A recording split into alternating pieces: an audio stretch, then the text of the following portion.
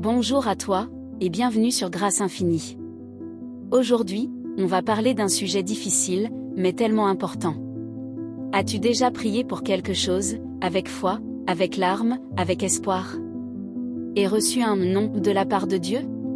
Ce non qui te brise, qui te fait douter, qui te laisse sans réponse. Dans cette vidéo, je veux te montrer que parfois, le non de Dieu est l'une de ses plus grandes preuves d'amour. Reste avec moi jusqu'à la fin, et je te promets que tu ne verras plus jamais le silence ou le refus de Dieu de la même façon. Tu vois, toi et moi, on vit dans le moment présent. On voit un petit bout de la route. Mais Dieu, lui, il voit l'ensemble. Il voit les dangers cachés, les pièges invisibles, les conséquences qu'on ne peut pas imaginer. Tu demandes une relation, un travail, une opportunité. Mais Dieu, dans son amour parfait, voit ce que cette chose ferait à ton âme. Dans 1 an, dans 10 ans, ou même demain. Et parce qu'il t'aime plus que tu ne peux comprendre, il te dit non. Pas pour te punir. Pas pour te frustrer. Mais pour te préserver. Jésus dans le jardin de Gethsémani a dit: Père, s'il est possible, que cette coupe s'éloigne de moi. Et pourtant, Dieu n'a pas éloigné la coupe.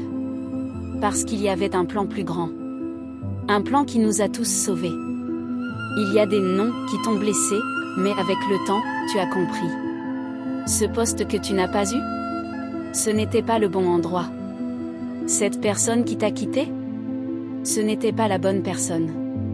Parfois, Dieu te ferme une porte, non pas pour te frustrer, mais pour te guider vers la bonne. Tu priais pour une bénédiction. Mais Dieu voulait te donner une meilleure bénédiction. Tu priais pour une solution. Mais Dieu préparait une restauration complète. Souviens-toi de cette vérité. Quand Dieu retire quelque chose, ce n'est pas pour t'appauvrir. C'est pour te protéger, t'élever et te préparer. Le refus de Dieu te pousse à poser une vraie question. Est-ce que je suis attaché à ses dons ou à sa personne? Est-ce que je l'aime pour ce qu'il donne ou pour qui il est? Les noms nous apprennent l'humilité, la confiance, la patience.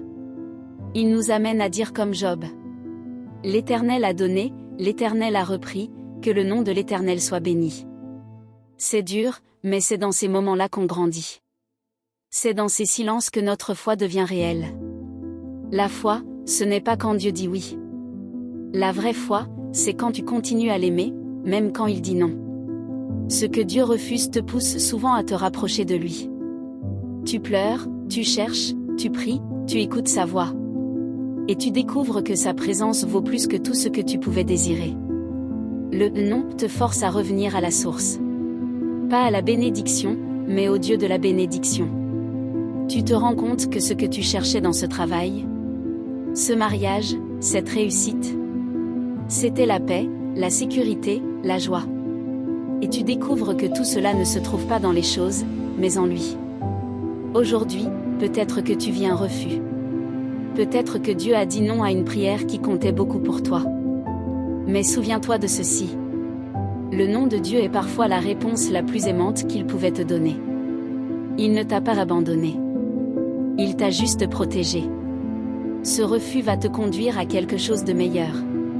Ou à quelqu'un de meilleur, lui. Si cette vidéo t'a parlé, n'hésite pas à liker, commenter, merci Seigneur pour ta sagesse. Et surtout, abonne-toi à Grâce Infinie. Pour d'autres paroles qui élèvent et guérissent l'âme. Que la paix de Dieu remplisse ton cœur. À très bientôt.